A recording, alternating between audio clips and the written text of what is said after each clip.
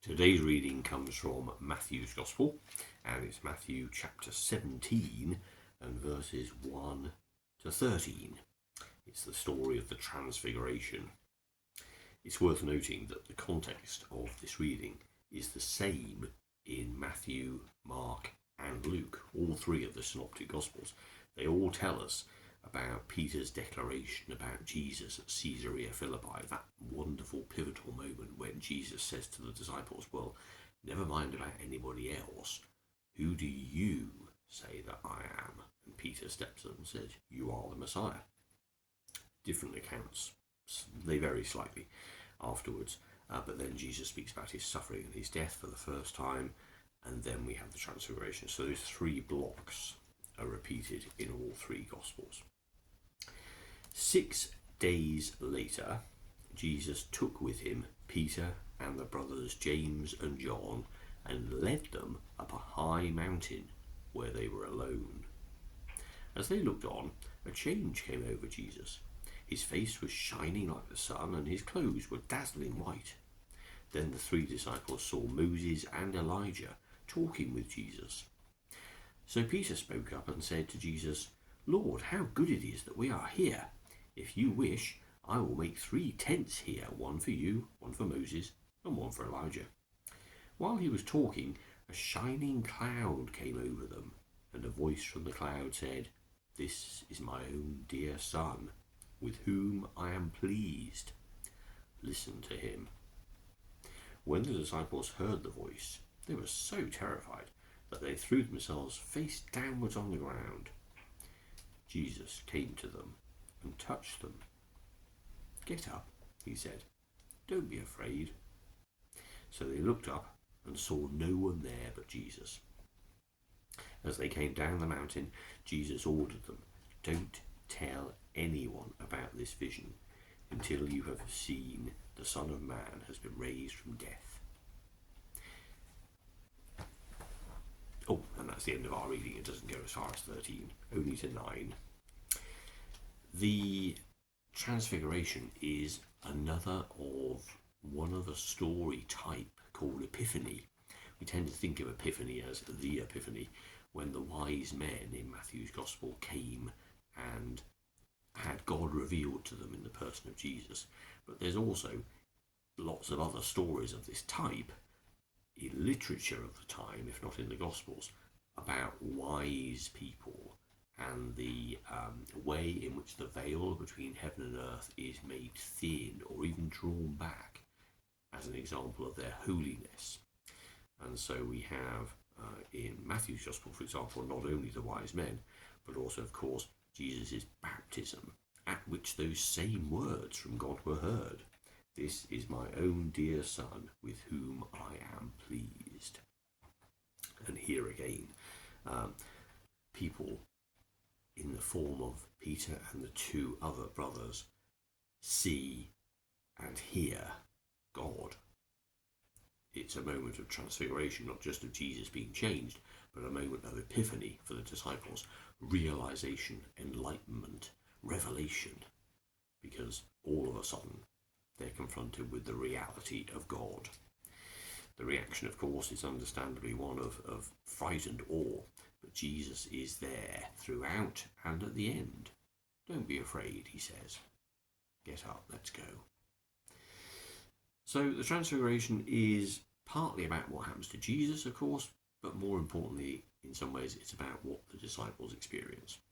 We've just heard how Peter has said in the presence of the others, we believe you are the Messiah, you are sent of God, you are God in human form. He gets into a bit of an argument in Matthew's Gospel when Peter wants to have his own man-made way, his own fulfillment of his idea of destiny, rather than what God wants. And here again, confronted with the reality of God, just like at the baptism, with a big finger pointing down from heaven saying, this is my Son. The clue is there. These aren't just words. This is me in human form. Listen to me. And so that's the reaction that we have and the enlightenment that we experience. So, for you and I, these ideas of epiphany stories are really, really powerful because, of course, they move us on in our faith. I certainly would be nowhere in my relationship with God if I hadn't met with God, and if there hadn't been a moment of extraordinary distress when, for me, the saving presence of Jesus came and made me light and warmth and joy based on his presence alone. Transformative, completely and utterly transformative. And these moments when we are able to see God, as I say, move us along in our faith. And without them, it's really difficult to look at the stories and to perhaps get a sense of what it is, our relationship with God in this world. But every one of us exists in the world, and we're constantly being fed with experiences and information, and many of those will be moments of epiphany if we have eyes to see. We know that in John's Gospel he's preoccupied enormously with this whole idea of seeing and believing, and how the two are not in any way linked. Many people saw what Jesus did and it didn't make any difference to them. Other people did see and they believed because they had the ability to approach Jesus with a blank sheet of paper, to approach God in that way, to not have their own adult prejudices or cultures or conditioning or preconceptions or assumptions about what God was like getting in the way of their experience of God. And it is in the experiences that we see God revealed in so many ways, but we need to be open to what those experiences might be and to recognize that this is something of God.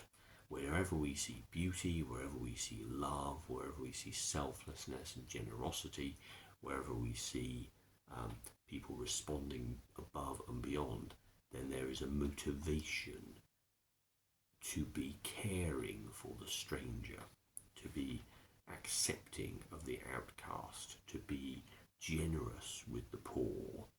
These are all motivations which you can describe as being simply ethical.